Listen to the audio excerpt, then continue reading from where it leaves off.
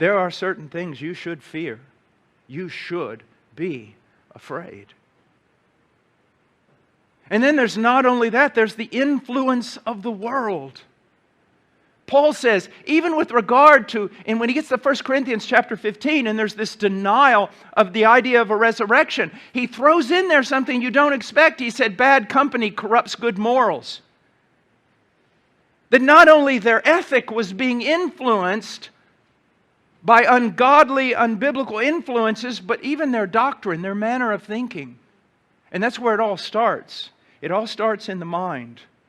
Doubts. Hath God said? Hath God said? Are you sure about that?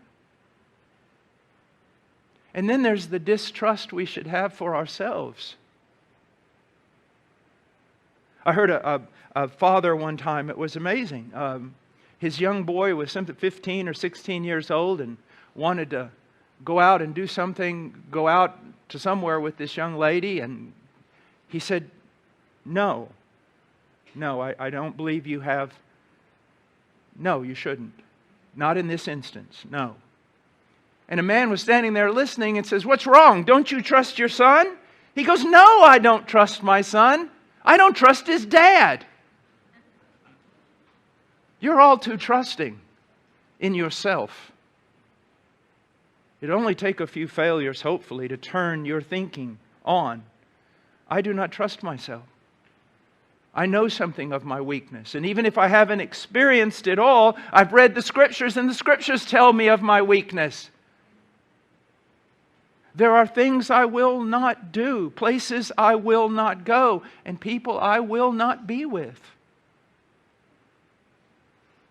I must protect myself. Now, holding your place there in Romans, run over to the book of Psalms.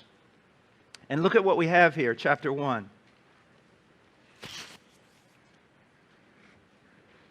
How blessed is the man. Blessed. Very difficult word. Very difficult word. It's just like a huge bag or container filled up with everything that comes out of a right relationship with God.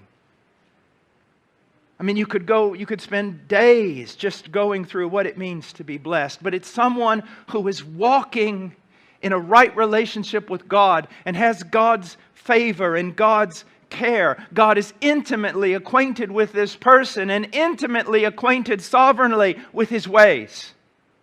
Guiding, protecting, above, below. And what's this blessed man like? How blessed is the man who does not. Isn't that amazing? Usually when people talk about how can I be blessed, especially these TV preachers, it always starts with what you should do. Well, what you should do really doesn't matter if you don't get a hold of what you should not do. How blessed is the man who does not walk in the counsel of the wicked, nor stand in the path of sinners, nor sit in the seat of scoffers. Many Hebrew scholars believe there's a progression here. There may be, but we have to be careful with the nuance. And then when you look at it, first of all, does not walk in the counsel of the wicked. This is denoting an acquaintance with the wicked and coming under the wicked's influence. You've aligned yourself so that you're walking now with them. You're hearing their counsel. And it begins to have its impact. It says, does not walk in the counsel of the wicked, nor stand in the path of sinners. Now what you've done is you're no longer just being influenced. You have adopted their ways. You have become one with them. And then here's probably the most horrific. Horrific because I've seen it. I've seen it so many times. Nor sit in the seat of scoffers. So first you come under their influence. Then you adopt their ways. Then you sit with them against the godly.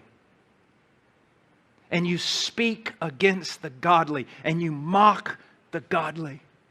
I saw this happen in seminary. I went to a seminary that was far more liberal than my pastors had imagined, than I knew when I first got there. And I saw young men who, when they got there, believed the Bible, would go out witnessing on the streets and all sorts of things. And by the end of their 3 years, they scoffed at such things. And they scoffed at someone who tried to walk in piety. And they scoffed at those who spoke of hell and heaven.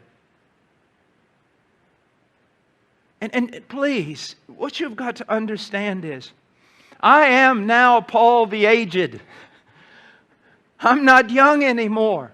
I fear this more now than I did when I was young. I have more reason to fear it. I choose my friends very, very carefully. I choose what I watch with great care, what I listen to with great care, what I read. Why? For the preservation of my soul. Listen, this is not just about going to heaven and get a reward. This is the difference between heaven and hell. Fighting the good fight and not coming under ungodly influence. So before we get to verse 2, where he's delighting in the law of the Lord, there are things he should not do.